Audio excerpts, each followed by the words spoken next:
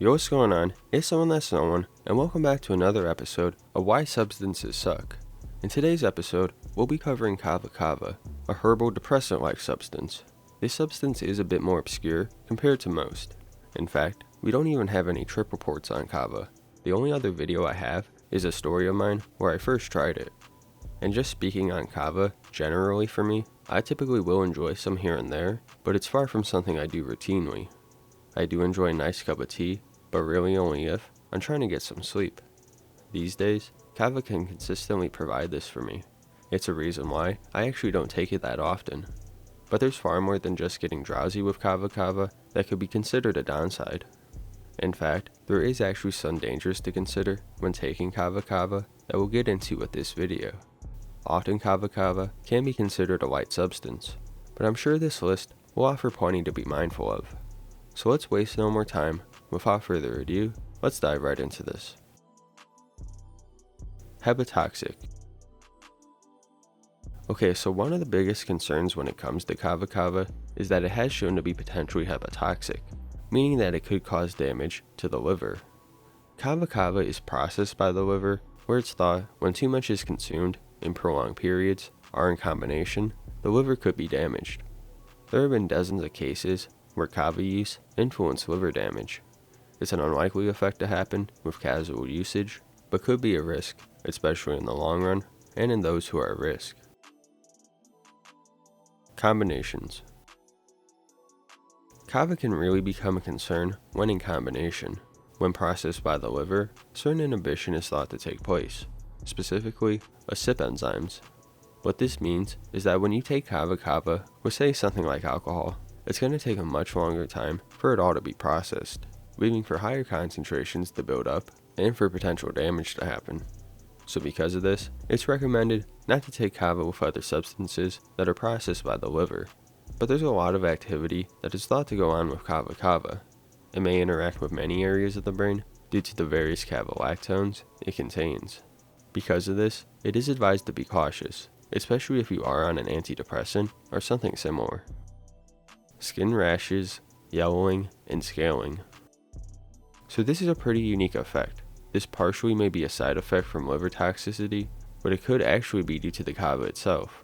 There's a condition called Kava dermopathy that can be developed. This can be reported from heavy Kava drinkers, especially in the Pacific Islands, where it's native. Scaly skin can be a symptom after long-term use. It isn't exactly known why this happens, but it may be due to an allergy in some. Along with this, bloodshot eyes may also be reported. This is pretty rare to happen though, and it is noted to be reversible. Taste. This is pretty subjective, but I can see it can be common for a lot of people, especially if you are just consuming the Kava without any flavor.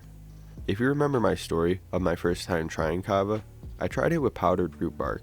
I had to straighten it out a few times and get a drink out of it, which at the time, I had really no idea what to add to a Kava drink. Even today, I'm still not sure what I would throw in. Maybe some cinnamon?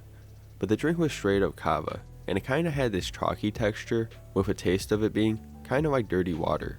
It wasn't really that great. Nothing I couldn't get down, but when my friend Evan tried it, he hated it, just as much as he did with Kratom, to give you an idea. And the taste is pretty well known. In fact, the word Kava actually means bitter. So that should tell you enough that the taste really isn't a pleasant one. But you can get around this.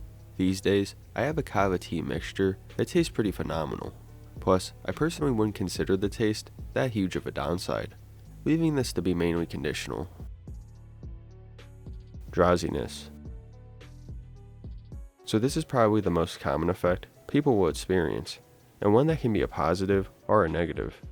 This can help you fall asleep, but some may look to try Kava casually and still do some things while on it. Well, the drowsiness may make it unsafe to operate machinery, like driving a car, or it may just put you out of the mood to do things. So this is conditional, of course, but very well could be a reason not to take it. Adulteration and no regulation. This is another big concern that can come with Kava.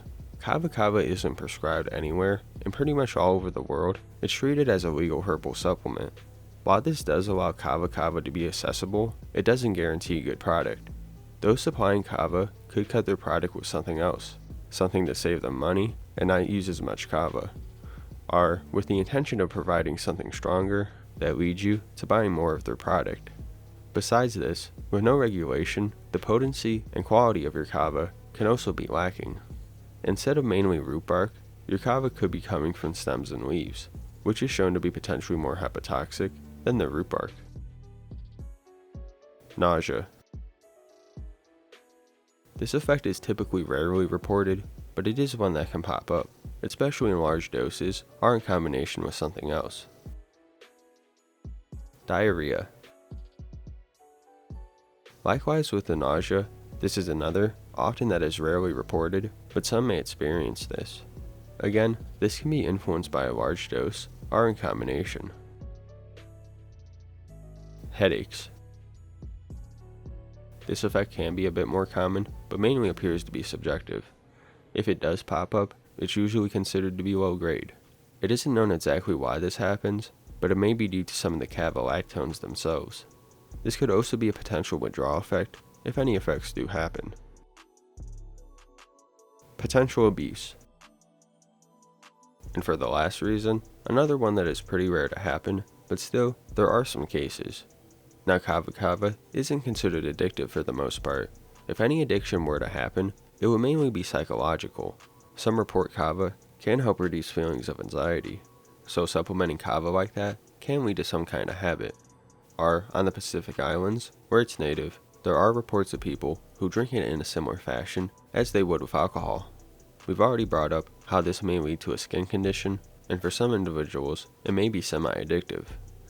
The LD50 is considered to be way out of reach, and is nowhere near what a common dose is.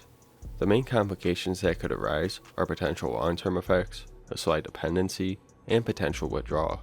Rebound anxiety can pop up, and potentially some other effects, but this is far from being severe. So with all that, I'd say there is a good handful you should be aware of if you're going to take Kava Kava. Even with all these reasons, I would still say it is far from dangerous unless done in combination. I don't think it's something you should take casually, especially in the long term. I don't think the effects from Kava Kava make it something heavily sought out by most people, but there is a small window for abuse to happen in some. Considering that Kava Kava has a reverse tolerance, it may be more unlikely for this to happen though. When Kava Kava is taken for the right reasons and done efficiently and safely, many of these reasons may not even be a concern at all. But still, like any substance, it still has its cons you'll want to be aware of. So we're going to end it there for today. If you did enjoy this episode on why substances suck, why Kava Kava sucks, and you want to see more, let me know in the comments below and we'll do that. If you have any requests for a report, or if you have your own, send it into NoOneSubmitReport@gmail.com or follow the link below. If you want to see exclusive reports not on the channel, follow my Patreon, link below. And if you did enjoy this video, like the video, subscribe to the channel if you haven't already, follow the socials, share the video. It's been someone that's no one, and I'll see you guys next time. Peace out.